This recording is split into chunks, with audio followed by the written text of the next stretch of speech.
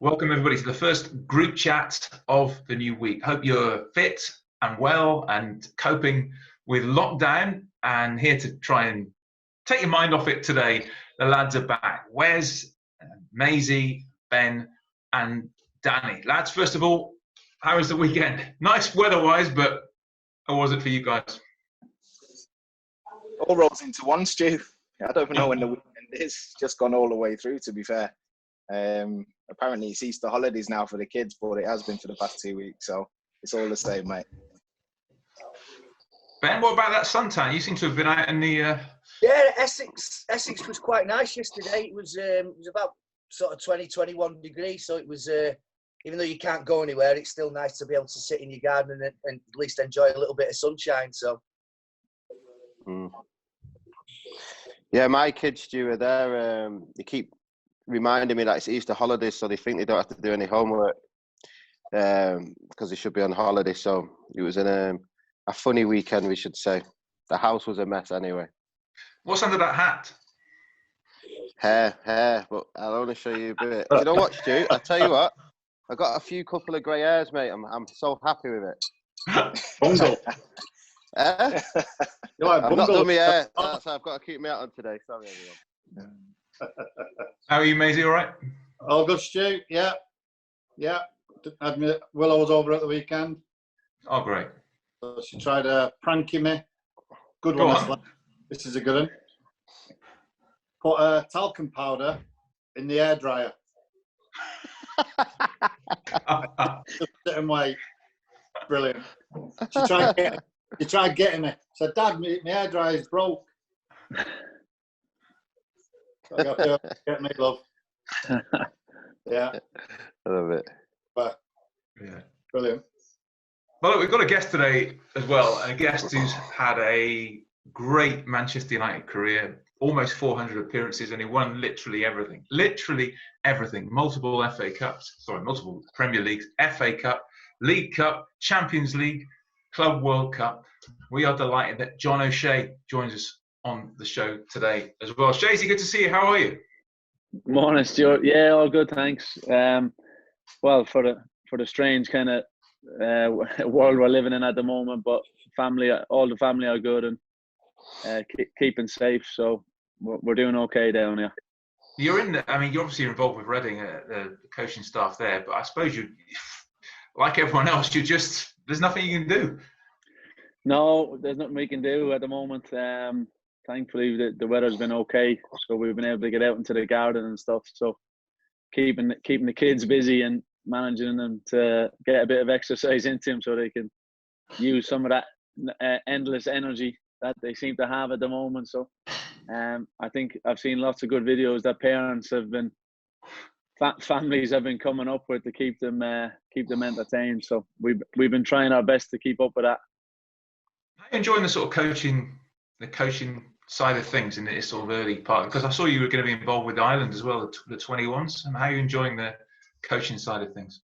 Yeah, look, it's obviously it's something that I was looking to do when I finished up playing, and then to get the chance to go in with Reading's first team was great. So no, I'm enjoying it very much. Mark Bowen and Eddie Nowitzki are they're looking after me. They're very experienced lads, obviously, and we have a good squad at the moment too at Reading. So we're hopeful whenever we do get back to finishing the season, that we can kick on a little bit, because we've got some talented players. And no, I'm enjoying working with them. I'm in charge of the set pieces, attacking and defending. So that's important. Good question, Maisie. Very good question. So we're doing okay on that front, and but no, look, it's I miss the playing. I miss playing games. I don't miss training. I think some of the boys would probably agree with that. But you miss the games, but the adrenaline does get pumping on the sideline as well. Yeah, I know what he means. The training's the hard stuff. The games is probably the easy stuff, Stu, I think. You know, you have to focus that you put into the games. The training, as you get harder, the lads will tell you as you get older, you're just not looking forward to it every day, I suppose, especially pre-seasons and stuff. And It's a lot harder to do, but the games is definitely something. Even when we get one-off games now, last season, Maisie, we had a few, Ben? We play a few and Webbs, but I think, you know, playing the games is definitely the one that you still want to be involved in.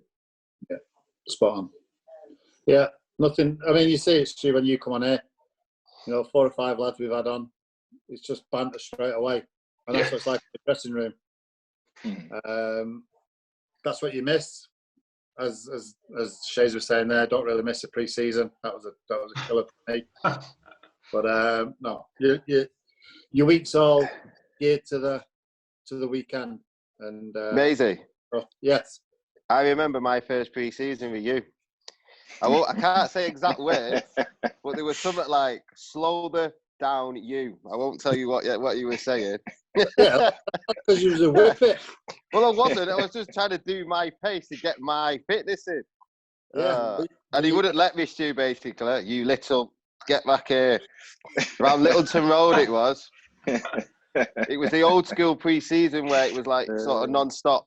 Ben, you remember them?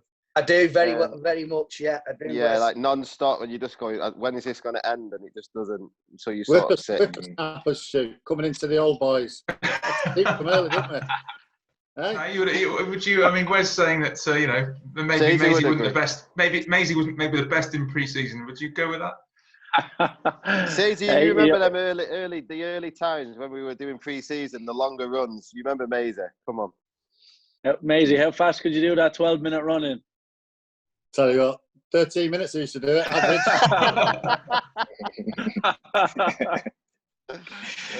Oh, brilliant. No, Maisie, he always got the job done, Maisie. He always got the job done. That was the most important thing. I tell you what, Maisie. When I got older, I understand exactly where you came from, pal. Do not worry about it. Just looking back, Shazy, on your United career, I was just looking. I don't know why, but it shocked me. It was 9 years since you left. 9 years. Does it feel like that, or does it feel much more recent? No, look, because of, I suppose, the connections with obviously popping up to do a bit of MUTV now and again on different things, and seeing the lads quite regularly. I've been in touch with some of the former teammates and stuff like that. That it doesn't feel as long as that, but obviously, as Wes would testify, we had a challenging spell up at Sunderland, after United. So that was it. The contrast of two clubs in the sense of challenging and fighting, and I think that experience will hopefully be a good example for what I have to face in the coaching world as well. You know, not just total success. Are you glad you're not in the current series of Sunderland Till I Die? I've not managed to watch any. I wasn't in much of the first one either, Stu. I wasn't a fan. I wasn't a fan of that idea as such. But I'm just glad the people at the club behind the scenes have come out well from it. If you know what I mean, the canteen, people that work in the canteen, and the secretaries and what have you, the people that do all the hard graft, and they're the stars of the show, really. It must have been weird for you and Wes when you went to Sunderland at the same time, because obviously you'd only really known United and Sir Alex and the stability and the success, and then all of a sudden you're suddenly in a situation where you're kind of up against it, and then managers seems to be every few months. It must have been so odd for you both. Yeah, it was very strange. Wes was panicking for a minute. He thought I wasn't going to sign. He signed the day after, Stu. And he agreed with signing on the same date, and he signed the day after. That'd have been a great flag. He would. He was panicking. He was ringing me, but see, my wife had gone into labour, and I'd said to Steve Bruce, "Listen, I'll get everything sorted, but we just want to make sure everything's okay." And but obviously, my eldest Alfie, he was 2 weeks overdue. So Brucey must have thought he's up to something. He doesn't fancy coming up here. And I was like, no, look, we're just waiting for the baby to arrive. And thankfully, if you become a manager, then where's going to be your number two? Oh, Cheesy, we'll have that chat later. I'm only joking. Can I have the kit, man? Stu, it's a done deal, Stu. It's a done deal. It's been done for about 10 years.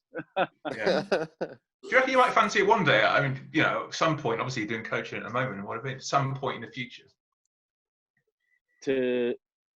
Wes is number 2. No, just, well, managing in general. Not necessarily with Wes, but managing in general. No, definitely. That's the aim. That's the aim to get managing. But I just wanted to do it this way and kind of learn the ropes, learn from good people and get a bit of an understanding of it and not jump in straight away. I know it works for some lads that they want to get experience straight away. I prefer to just do it this way to learn and advance slowly and see what happens then. Because the rest of you haven't done that, really. Have you guys ever thought about it or wanted to do it? No. No, man. I don't know. I did a couple of badges, but no, it wasn't anything that I was really that, you know, I had aspirations to go into. I've done my B and my A, B license, A license, but to be honest, it's one of the biggest things that puts you out your comfort zone, because you think you know football, or you know you've got your experience of playing it, and then when you've got to deliver in front of a group of lads, it puts your tongue goes dry, you know, puts you under pressure. It's a funny one. And I remember I had to deliver, and we did it over in Ireland, and I had to deliver to Teddy actually. Teddy was up front, and I had to deliver and tell Teddy where to run and what to do. You feel like a bit of an idiot, you know what I mean? But we got the job done and got the B and the A license passed. Yeah, good. I want to keep my hair, Stu. Simple. Look at Shazy. Hey, there's plenty of hair there. What about current United, Shazy? I mean, your former teammate Ollie, of course, in charge. What do you think of United? I mean, when football was suspended, you know, I think it was 11 unbeaten and goals flying in everywhere and going really well in all fronts. So how do you think overall it's gone for you, for Ollie? For Ollie, exactly. He's had that initial burst where the run was incredible, and he went through obviously the few injuries and different things happened to the key players, and then Bruno Fernandes coming in has seemed to have given everyone a huge lift. And then obviously that's coincided with the team going on a fantastic run, looking very threatening again, and that's even without obviously Marcus Rashford has been missing too, who's proven to be obviously a big player as well. So as you said, unfortunately the unforeseen circumstances have kind of hindered everyone a little bit. So especially Ollie, but it'll be a chance as well for some of the boys who are missing. They'll be back in and available for Ollie too. So that'll be a boost for everyone, and hopefully to push on for that top 4 spot. Are you when Ollie was obviously still at the club and playing, or injured quite a lot at that time? Did you think he might go into some form of coaching at any point? Has it surprised you that he's ended up doing what he's done? No, it didn't surprise me. He was always very analytical. The boys would tell you he was always analysing everything, and obviously that's how he was quite successful coming on from the bench at different stages, because he was that type of lad, and he was always. And I think the couple of injuries probably really made his mind up that he wanted to kind of go that direction too. So no, it didn't surprise me, Stuart, that he went into coaching and management, and the type of personality he is too, I think lends itself more to the current generation too, that he can be, I suppose, that bit more relaxed when he has to be, but obviously very serious and a fierce competitor like he was too, that he has that side to him as well when needed. We mentioned at the top as well all the things you won at United, the full set. But funny thing is, I reckon when people, if you asked a fan about you, they'd go straight immediately to scoring the winner at Anfield in front of the Kop. Maybe nutmegging Figo as well. But for you personally, when you now that there's been so much time, you've got nothing to do but reflect at the moment. When you look back, is there a moment or a thing that you really think of as to sum up your time? Look, when you win the first league title, I remember being involved in that was 02-03. That was very special, Stuart. Obviously, all of them are, but get to score a winner against Liverpool, Stuart. It's always huge. So that was high up there. But a couple of goals against Arsenal as well, they're high on the list too. So thankfully, I didn't score too many, but the ones I did were quite important. So that was good. The chip's the one, isn't it? The chip and the stunned look on my face. Yeah, that's the one. That's the one. Celebration.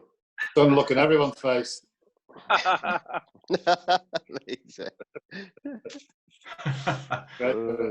can we mute him?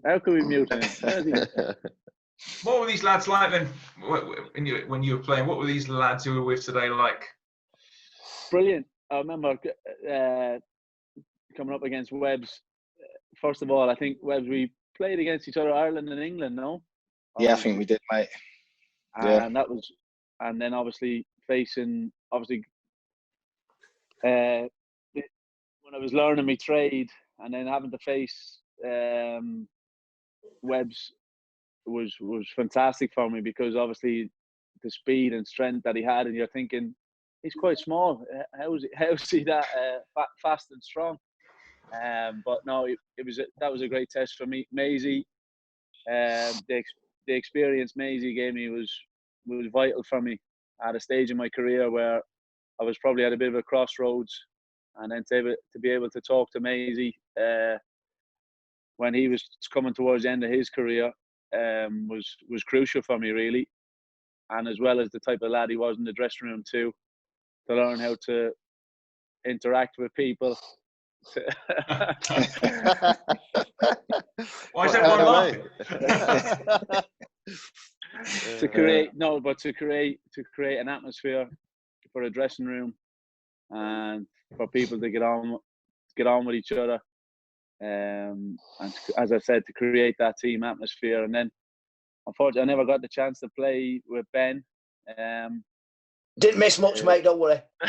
But obviously Funky, then Wesley B, we had some obviously amazing times as well together. So, but they have like all the players that are around that time, Stuart, the manager wanted good characters, and they were brilliant characters, all the boys, and as well as obviously super talented, but they were great characters and great people, and that was a key aspect to all the boys' success.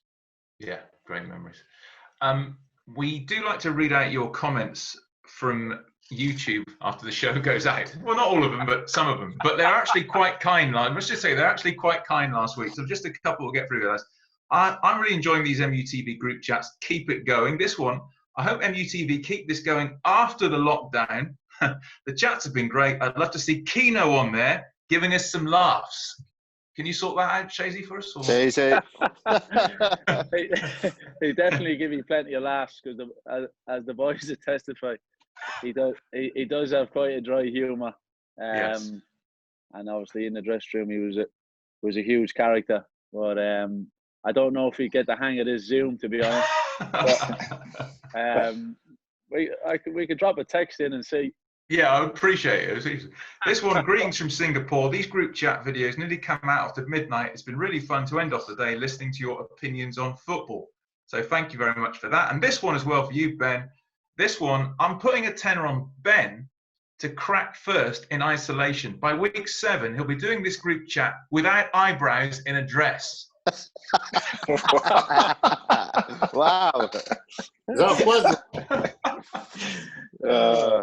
This is week 3, is it, or 2? Is it week 7? That could be you, Ben. Wow. Yeah. He's stunned. It's coming. It's coming. Before we go, we must just mention on the Manchester United app, the Match Rewind vote. There are 4 games for you to choose from, and the winning game you get to see in full. Now, Shazy actually played in 3 of the 4, so maybe he's the perfect person to speak to. the 4th one, then. Yeah. The 4 to choose from. The topic is European away classics or away wins. 3-0 at Juventus in 2003. You might remember Ryan Giggs came off the bench, scored twice, including a great individual effort where he ran from halfway and put it right-footed into the corner. Van Nistelrooy got the other. That was a 3-0 win in 2003. 2-0 at Roma, the 2008 quarter-final. Ronaldo and Rooney, you might remember the most towering of headers from Ronaldo, maybe one of his signature goals for United. Maybe the best performance away from home in Europe I've seen. 3-1 at Arsenal in the semi-final, 2009. Ronaldo, 2 amazing goals, and Park. Unfortunately, Fletch getting sent off at the end, but that was Manchester United maybe at their peak in that team. And the final one, of course, at PSG a year ago, Rashford scoring that nerveless penalty right at the very, very end. 4 amazing European away classics for you to choose from. Vote on the app. You've got until 4 p.m. tomorrow afternoon. The game will be in full at 7 p.m. Shazy, which one of those? I'd probably just edge it for the Arsenal away, but Yeah. the PSG one obviously was an amazing comeback quite recently, and I'll always remember Giggsy got a bit of grief for the celebration for his goal because he was pointing at his name at the time after he scored, I think, for one of those goals out in Juventus. And I was kind of thinking, surely everyone knows you, Giggsy. You're okay. You don't need to be pointing at your name, but it was an amazing goal. That header from Ronaldo as well was brilliant, wasn't it, at Roma? Yeah, as you said, it really did. It reminds me when Funky crossed it in for him out in Moscow as well. The height, as you said, became a signature for him. Stuart, the height he was able to get on those jumps, and he's amazingly he's still doing it. Yeah. I'm Funky, by the way, Stuart. Not everyone knows that. Sorry, Shane. I was wondering. Honestly, that I was wondering about that, but I knew it was you who crossed it. Can you got to tell us where this comes from? No. Which game, guys, are you going to go for? Which were you going to choose from those 4? I'm going to go Roma. Everyone. I'll go. I'd like to see that header again. Yeah. I'm going to go Juve because some of the battles with Juve back in the day were different class. I love that, so I'm going to go Juve. And what was your choice? Arsenal. Yeah, the sweeping move for Rooney's goal, and between him and Ronaldo, they scored one very, very similar a few seasons before from a corner from Bolton, I seem to remember, and a pair of him laying it off, and it was reminiscent of that. It was a brilliant goal, and I love that game. Yeah, fantastic. I'll go with that as well. Shazy, listen, thanks so much for joining us. It's been fantastic to see you, and thanks for spending the time with us. We appreciate it, mate. No worries. Thanks, Stuart. Cheers, boys. Cheers, Shazy. Yeah, cheers, lads. We'll see you all again. Do all again tomorrow.